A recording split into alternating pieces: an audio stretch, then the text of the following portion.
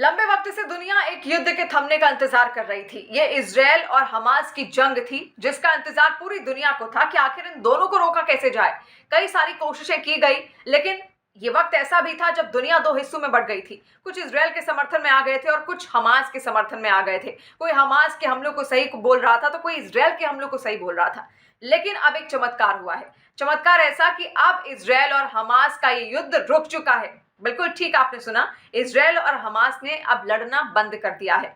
आपके मन में इसको लेकर कई सारे सवाल भी आ रहे होंगे कि आखिर अचानक से कैसे खबर आ गई, कैसे दोनों के बीच में युद्ध थम गया, क्या डील हुई है दोनों के बीच में, क्या कंडीशंस इजराइल की होंगी, क्या हमास ने कंडीशंस लगाई हैं। तमाम सवालों के जवाब आपको इसी वीडियो में मिलेंगे। जंग रुकी जरूर है, लेकिन केवल 4 दिन के लिए। 4 दिन के लिए ये सीज फायर का ऐलान किया गया है इजराइल और हमास दोनों की ओर से। दोनों उसको लेकर तैयार हो गए थे और ये जो कारनामा है ये कर दिखाया है अमेरिका ने। दरअसल समझौता हुआ है अमेरिका की अगुवाई में और कतर ने इसकी मध्यस्थता की है। दोनों को बिठाया, दोनों के जो राजनेता थे उनको बिठाया और दोनों के बीच में ये डील आखिरकार तय हुई कि अगर हम ये सीज फायर करेंगे तो हम चाहते हैं कि हमास कुछ बंधकों को छोड़े और इजराइल भी कुछ बंधकों को रिहा करे। और हमास ने अब कह दिया है कि वो 50 बंधकों को रिहा करेगा। युद्ध के दौरान कई सारे लोगों को उसने बंधक बना लिया था और अपनी जेलों में, अपनी सुरंगों में कैद कर लिया था।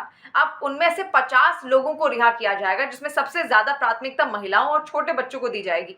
जो बच्चे और महिला उसके चंगुल में फंसे हुए हैं, बंधक बने हुए, उनको हमास रिहा करेगा। इसके अलावा फिलिस्तीन के जो नागरिक 150 नागरिक इजराइल की जेलों में बंद हैं, उनको भी रिहा किया जाएगा, क्योंकि इजराइल की तरफ से भी ये डील तय मानी गई है और हमास की ओर से भी।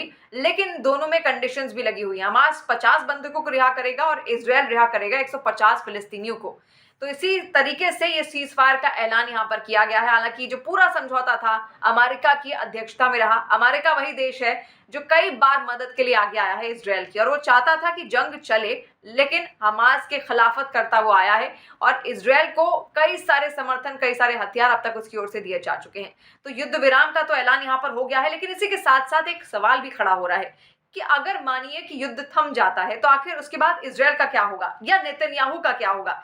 क्या नेतन्याहू उसके बाद इस्तीफा देंगे, क्योंकि उनके ऊपर भी तलवार लटक रही है। अपने ही देश में उनका विरोध हो चुका है। 7 अक्टूबर को इस जंग की शुरुआत की गई थी हमास की ओर से, और उस वक्त कई सारे सवाल नेतन्याहू पर उठे थे कि आखिर इतनी बड़ी सुरक्षा चूक कैसे हो गई, कैसे हमास के इतने सारे रॉकेटों को वो भेद नहीं पाए और उनका पता नहीं लगा पाए, और हमास इतना बड़ा हमला उन पर करने वाला था, इसकी जानकारी आखिर इजराइल को इतनी बड़ी और भारी भरकम टेक्नोलॉजी के बावजूद कैसे नहीं हो पाई। तो इसको लेकर इजराइल में ही उनका विरोध लगातार हो रहा है और हो सकता है कि अगर ये युद्ध थमा तो इजराइल के प्रधानमंत्री बेंजामिन नेतन्याहू को इस्तीफा देना पड़ सकता है, और यानी बदलाव होगा और नई सरकार वहां पर आ जाएगी। इसके अलावा विकल्प और सारे भी ढूंढे जा रहे हैं कि अगर युद्ध रुका तो फिलिस्तीन का क्या होगा। फिलिस्तीन का जो प्रतिनिधिमंडल है वो किसी भी तरीके से इजराइल का दखल नहीं चाहता है, तो वहां पर भी विकल्प हैं।